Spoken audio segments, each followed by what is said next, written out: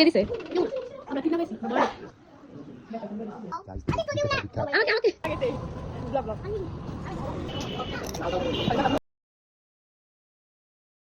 আসসালামু আলাইকুম সবাইকে, কেমন আছেন আপনারা সবাই? আশা করছি আপনারা সবাই অনেক ভালো আছেন and welcome to my blog 87 and এটা হচ্ছে শান্তাবুদের বাসায় ডে 2, যেদিন আমরা একটু লেট করে উঠেছিলাম। মেবি আমার শিওর মনেও নেই, বিকজ অনেক দিন পর আমি এখানে ভয়েস ওভার দিচ্ছি। তো লেজি হয়ে গেছি আল্লাহ। যাই হোক, ঘুম থেকে উঠে ওদের এত সুন্দর একটা ভিউ দেখে আমার মনটাও ভরে গেল। অ্যান্ড দেন আমি ডিরেক্ট চলে গেলাম কিচেনে। অ্যান্ড অবশ্যই আমার বোন রান্না করতেছিল অনেক কষ্ট করে। আজকে ব্রেকফাস্টে ছিল হচ্ছে খুদের ভাত আর শুটকি ভর্তা। অনেকে এটা লাঞ্চেও খায়, বাট আমরা হচ্ছে ব্রেকফাস্টেই খেয়ে থাকি। অ্যান্ড এটা আমার মোস্ট ফেভারিট ব্রেকফাস্ট বলা যায়। অ্যান্ড গ্রিন কালার একটা ভর্তা দিয়ে খেতে এই যে বেশি ভালো লাগে। দেন আমি করে খাবারগুলো খেয়ে ফেললাম। তারপরে হচ্ছে খাওয়া দাওয়া করে একটু রুমে এসে বসছিলাম। অ্যান্ড পিচ্চিদের কাণ্ড কারখানা দেখেন। এখানে ফারদিন হচ্ছে এই সকালবেলায় হচ্ছে সেই চানাচুর নিয়ে বসছে। আমি বলে আমাকে একটু দাও, আবার দিছে। অ্যান্ড অবশ্যই চা তো খেতেই হবে আমার কেন জানি চা না খেলে একদম ভালো লাগে না।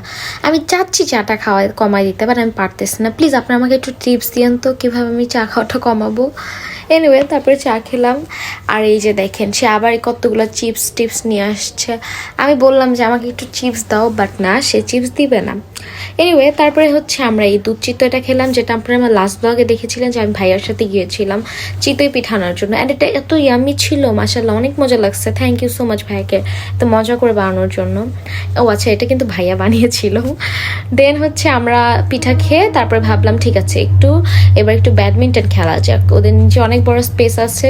অ্যান্ড আমরা নেট নিয়ে নামছিলাম, ভাবলাম একটু খেলতে পারবো। ওইদিকে হচ্ছে ওরা এই নেটটা লাগানোর ট্রাই করছিল, আর এদিকে এই যে আমি আর আমার বেবি এখানে দেখেন। ওকে বলতেছিলাম হাই বলো, বাট না, সে কোল থেকে নেমে যাবে, এর জন্য এরকম করতেছে।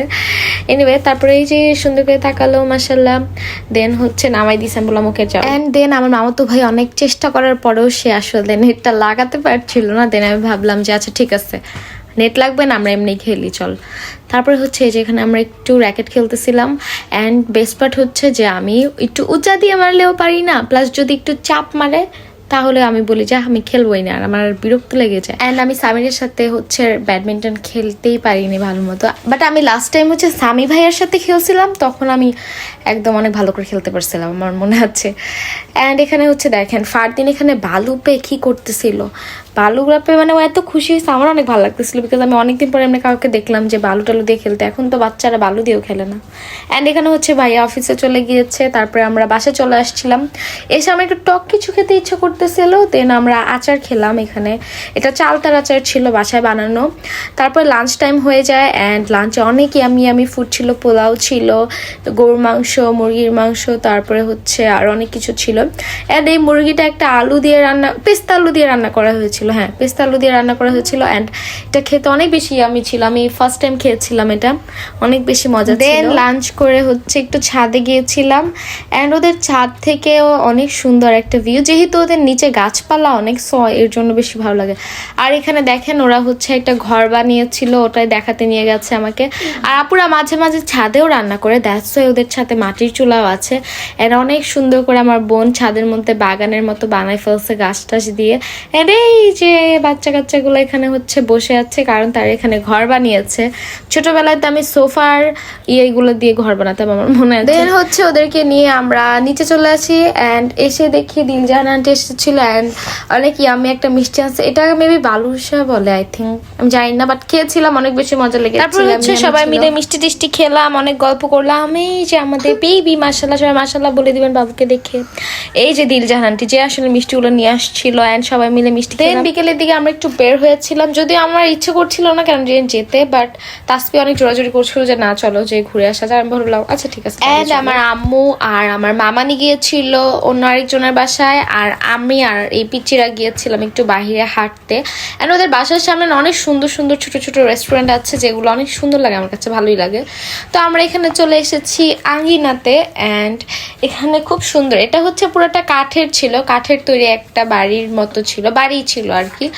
তো তারপর আমরা এসে হচ্ছে অনেকক্ষণ ছবি টবি তুললাম অ্যান্ড দেন হচ্ছে আমরা যে দেখেন তাসফি অনেক এক্সাইটেড ছিল, যদিও এর আগে অনেকবার আসছে এখানে, বাট আমাকে বলতেছিল যে আন্টি এটা অনেক সুন্দর, এখান থেকে ভিউটাও স্পেশালি অনেক সুন্দর। এই যে দেখেন আমার কাছে অনেক ভালো লাগছে। তারপর হচ্ছে আমি সবাইকে বললাম যে তোমরা কি খাবা অর্ডার করে দাও, বাট ওরা হচ্ছে খুবই কনফিউজ যে কি খাবে, বিকজ তখন মানে একটু আগে আমরা বাসা থেকে এত কিছু খেটে আসছি, প্লাস তখন অত বেশি সন্ধ্যাও হয় নাই, বিকেল টাইম ছিল। তারপরে হচ্ছে ওদের নাকি ফুচকা খেতে ইচ্ছে করছিল, তাই আমরা ফুচকা অর্ডার করে দেই অ্যান্ড এই যে আমাদের ফুচকাও চলে আসে। আমাদের কাছে ফুচকাটা ভালোই লেগেছিল, সবাই বলছিল যে হ্যাঁ মজা আছে। আর এখানে দেখেন এই যে এখানে হচ্ছে আমার বোন আর ফাহাদ, ওরাও খুব ইয়ামি করে খেয়েছিল। এবার শান্ত আপুদের বাসায় যে আমি সবচেয়ে বেশি মিস করেছি হচ্ছে জান্নাত আপুকে, বিকজ আপুকে রেখে তো আমার যাওয়া হয় না ওরকম ভাবে, বাট এইবার আমি ওকে অনেক বেশি মিস করছি। ও একটু সিক ছিল তাই যেতে পারেনি, বাট সবাই আপুর জন্য দোয়া করবেন। অ্যান্ড দেন হচ্ছে আমরা কিছু ভিডিও টিডিও করে বাসায় চলে আসছি, অ্যান্ড বাসায় এসে অনেক কিছু খেয়েছিলাম যেগুলোর কোনো ক্লিপ নেই, অনেক বেশি এনজয় করেছিলাম। অ্যান্ড ইয়েস, আজকে আমি আমার ব্লগটা এই পর্যন্তই রাখছি। অ্যান্ড আপনাদের বাসায় আমরা এর পরের দিন দুপুরের পরে চলে আসছিলাম, মেবি আমার শিওর মনেও নাই, বাট ওইটা আমি মানে থ্যাংক ইউ সো মাচ শান্তাপুকে এত মজা করে এত ইয়ামি খাবারগুলো খাওয়ানোর জন্য। অ্যান্ড আমার কাছে তো অনেক ভালো লাগে, আপনাদের বাসায় যখনই যাই তখনই আমার অনেক ভালো লাগে, আমার আর আসতে ইচ্ছা করে। আশা করি আপনাদের কাছে আমার আজকে ব্লগটা অনেক বেশি ভালো লেগেছে। অ্যান্ড ইয়েস, আজকে ব্লগ এই পর্যন্তই। থ্যাংকস ফর ওয়াচিং, আল্লাহ হাফেজ।